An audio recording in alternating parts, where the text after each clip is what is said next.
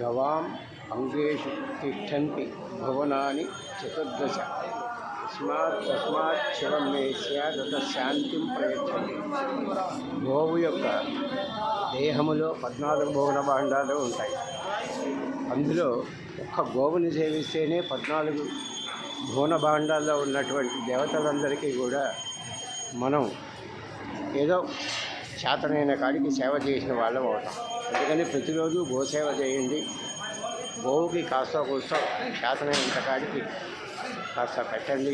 పచ్చగడ్డి కానీ ధాన్యం కానీ ఏది వీలైతే వాటికి ఒక్క నమస్కారం పృష్ఠభాగం దగ్గర కనుక చేస్తే, వెనక భాగంలో ఒక్కసారి తాకి నమస్కారం చేస్తే లక్ష్మీనారాయణుల అనుగ్రహం, వాణి హిరణ్య గర్భుల అనుగ్రహం, అలాగే పరమశివుడి యొక్క అనుగ్రహం మనకు ఉంటుందని ఆర్యోక్తి వేదోక్తి.